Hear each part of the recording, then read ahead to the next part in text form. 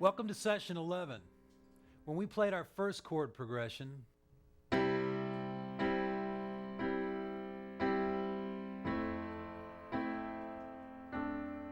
we started to learn how to play chords in quarter notes to provide the pulse of a chord progression.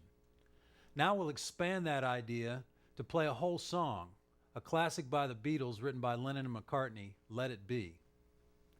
We'll learn the chords to the tune and the little interlude that follows them, which will have us playing a melody with harmony for the first time. We'll also explore the concept of using left-hand bass notes other than the root. It's going to be a fun session, so let's get going.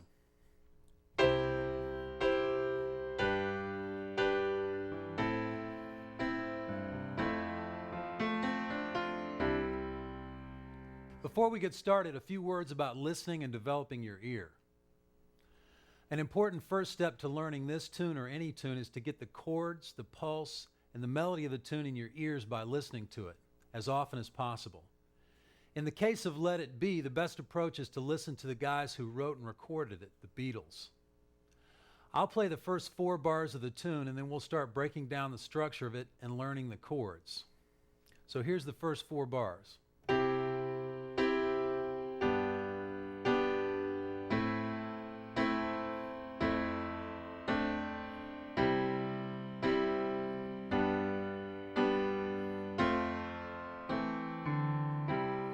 Let's look at the first phrase in those first 3 chords, but before we do, just a word about fingering. I'm going to suggest fingerings, but I want to remind you that a good fingering is any one that fits comfortably under your hand and makes the progression sounds good. So we'll start on the 1 chord, C, and we'll play it in root position. And I'll play it with fingers 1, 3, and 5, starting on middle C. The next chord is G in first inversion, so the notes will be B, D, and G. And I'm fingering it 1, 2, and 5. Third chord is A minor in root position, and the notes are A, C, and E with fingers 1, 2, and 4. So the first 3 chords, C, G, and A minor, go like this. C, G, and A minor. Next we have 2 color chords, identical to a couple of the chords in our first chord progression. One is called F major 7, and it looks like our A minor chord. It'll be fingers 1, 2, and 4. And once we add the F in the bass, that makes it an F major 7th. The other one is called F6, and we'll explain how both of those chords are formed soon enough. For now, we'll just deal with them by their shape and sound. And these will be their chord symbols. So the whole first phrase in time is 1, 2, 3, 4.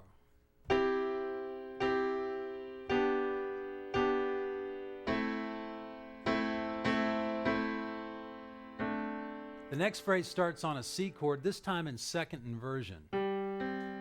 So the notes are G, C, and E with fingers 1, 3, and 5.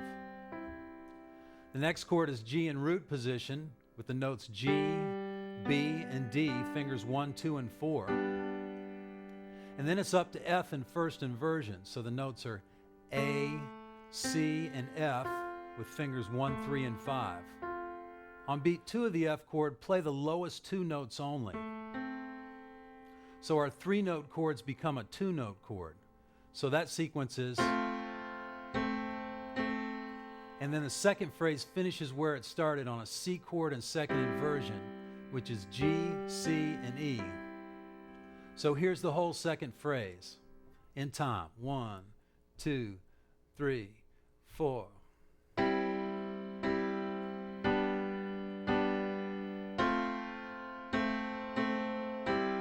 Now let's go back and look at the bass notes for that section. Each is the root of the right-hand chord. So the bass notes on the first phrase start on a C, an octave down from middle C. Then we go down to G, up a step to A, and down to F.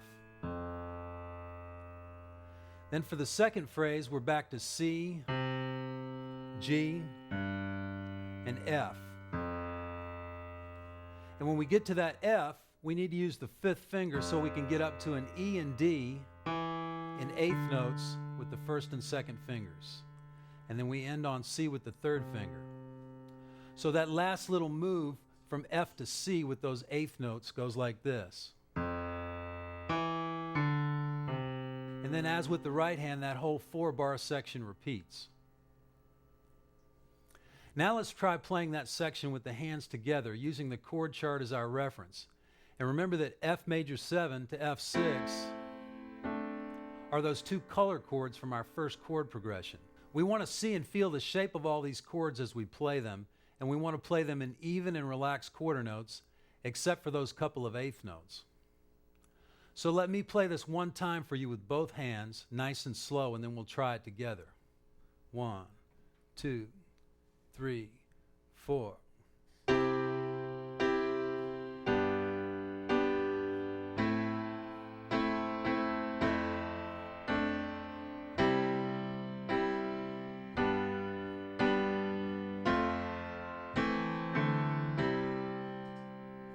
Let's take a look at how Let It Be, the right-hand chords and left-hand bass notes, look written out on the music.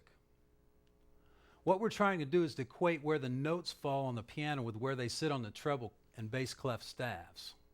Now let's move on and take a look at the middle section of Let It Be, which we'll call the chorus. The chorus starts on A minor, and because A minor has the same key signature as C major, no flats or sharps, and because of their functional relationship, A minor is called the relative minor of C major, and conversely, C major is the relative major of A minor. There's a unique relationship between these two notes and their scales that's based on their distance from each other and their key relationships. A is the 6th step of the C major scale.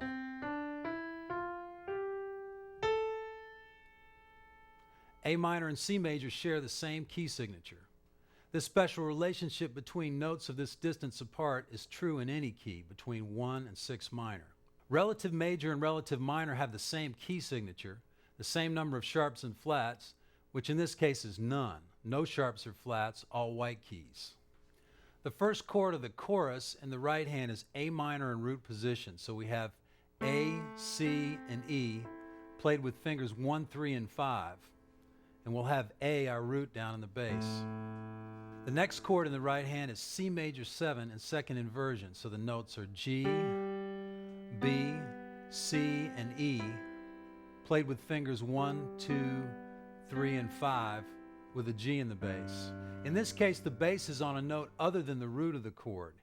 Here's that C major 7th chord with its root, C. Instead, in this progression, the bass is on G, and the right hand is playing a C major 7th chord, so the bass note is the 5th of the chord. Continuing on, in the right hand we have an F chord in first inversion, root in the bass, and then we have a C chord in second inversion, also with root in the bass. So the first phrase of our chorus is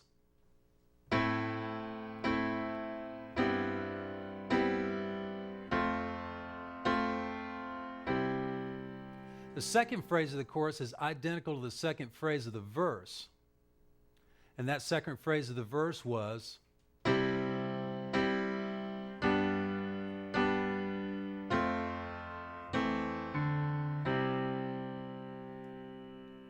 so the whole chorus is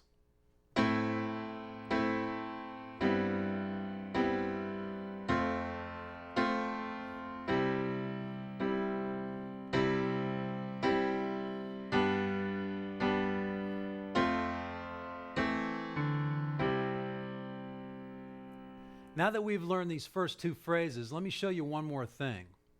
On Let It Be, there's a nice little interlude after the second chorus. It goes like this.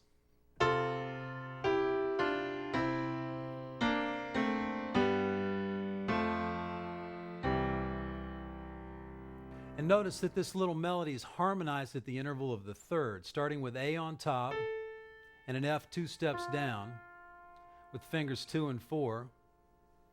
Then you go down the white notes to E and G with fingers 1 and 3, and then we'll continue on with this fingering 2 and 4 to 1 and 3, down to D and F with fingers 2 and 4, and C and E with fingers 1 and 3.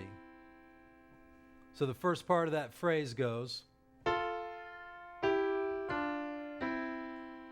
Note that the rhythm is a quarter note followed by 2/8, then another quarter note like this.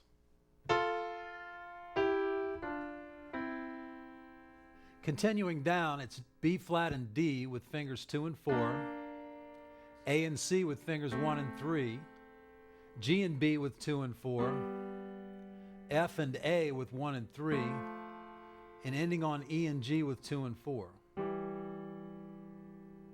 The rhythm is similar to the other phrase.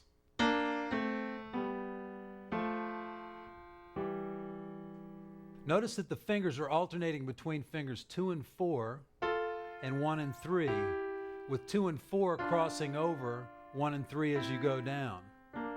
Also, know that crossing over in thirds like this takes time to get together.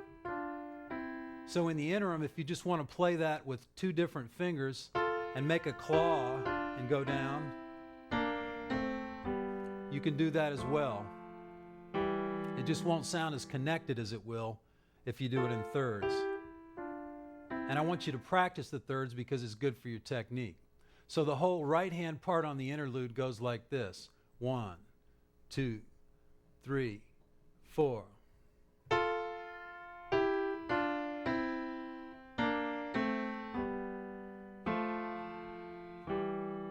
The left hand on the interlude part plays an octave with the higher note of the octave on C below middle C, and then the C below it with the pinky, until the last 3 notes of the interlude.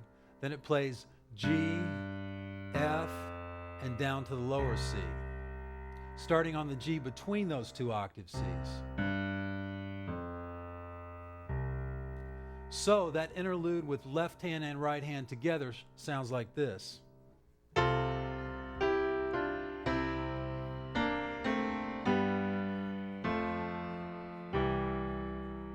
The interlude repeats with the right hand melody an octave higher and the bass playing in the same octave as before, so it sounds like this.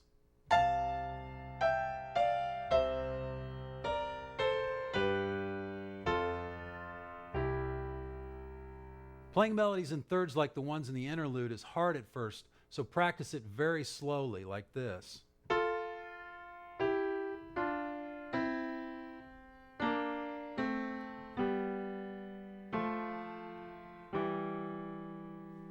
And as you're doing that, lift the fingers when crossing over. And allow them to fall down easily to the notes they're crossing over to.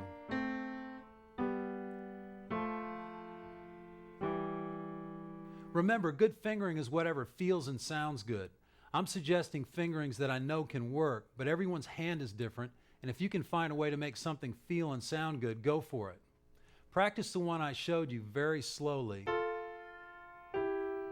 as an exercise either way.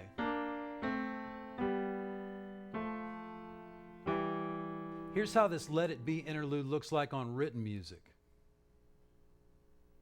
The first bar isn't a particular chord, but rather a series of harmonized melody notes over a bass note doubled at the octave. This would be written C with NC in parentheses. NC is a musical abbreviation for no chord. So in this case, it would mean a C bass note with no chord. Chords come in the next bars. We have G, voiced with G and B, F, voiced F and A, and C, voiced E and G, with their roots in the bass. These sparse 2-note voicings of G, F, and C make for a 5-4-1 progression in the key of C. 5, 4, 1. It's a very rewarding thing when learning a song like this to play it with the original recording. When you listen to it, you'll notice that the 4-bar section which began the song when we learned it is also the piano introduction to the tune. And so on. Also listen to the lyrics that you're accompanying so you're in the spirit of the song you're playing, which is what brings the notes and rhythms to life. Playing this style of piano, that is playing the pulse and quarter notes, is the piano equivalent of strumming the guitar and is a simple, beautiful way to accompany a song. Let's talk for a second about using bass notes other than the root with chords. In our chorus to Let It Be, the second chord we played used a bass note other than the root of the chord. In this case, it's a C major 7 chord with a fifth in the bass, which is G. Using bass notes other than the root is a great way to get a different color out of a given chord, with the low-end bass note being what changes the sound of it. Let me show you some examples of this. Here's a C triad in first inversion, above middle C, with a C on top and a G and an E underneath, and with its root C in the bass. Now we'll play it with a G in the bass, which is the fifth of the chord. Played like this, the chord seems less rooted or permanent than before. Here it was before, and here it is with a fifth in the bass. Now we'll put an E in the bass, the third of the chord, while playing our C triad in the same position, first inversion. The third is also a common alternate bass note when playing a major chord. It's a very pretty sound, and again, it's less rooted and permanent sounding than playing the chord with the root in the bass. In written music, here's how these alternate bass chords look. The use of a bass note other than the root is indicated using chord symbols by writing the chord, in this case C, with a line under it. So our C over G would look like this. C over E would look like this. So far, all the bass notes that we've used with our chord have been the chord tones of that C major chord. C, G, and E. But you can use other notes as well. For example, all the notes of the C major scale are frequently used as bass notes with a C chord. Let's look at some of the others you might be likely to see. C over D, C over F, C over A, which is actually a minor seventh chord, and we'll cover those soon. C over B, which sounds more dissonant and would tend to be used as a passing chord, like this. When you're experimenting at the piano, take triads and eventually the larger chords we'll learn and try to play them with bass notes other than their roots. Try different inversions of the chord and different ranges in the chord and in the bass, like this.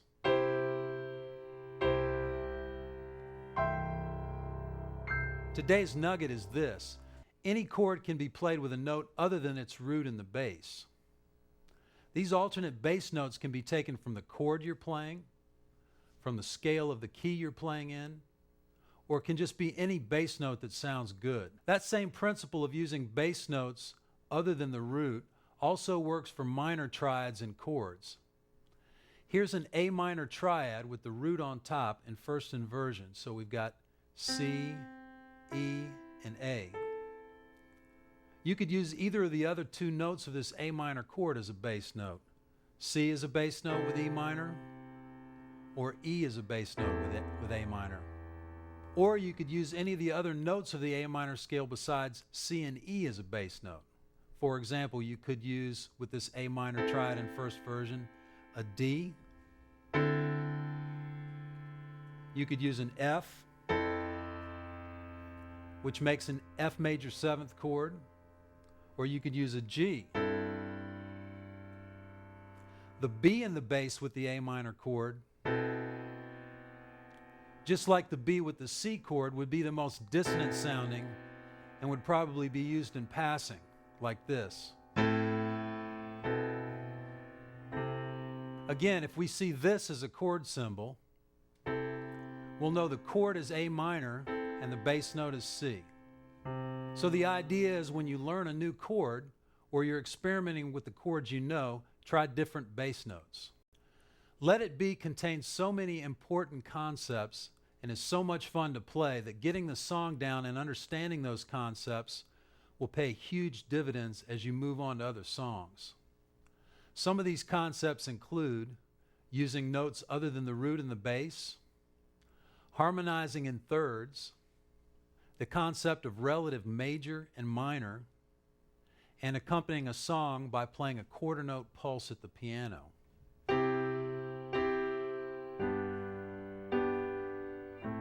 Take your time putting it together in the workshop and listen to the Fab Four do this tune whenever you can. Eventually you'll be able to play it along with them or sing it and accompany yourself. So enjoy.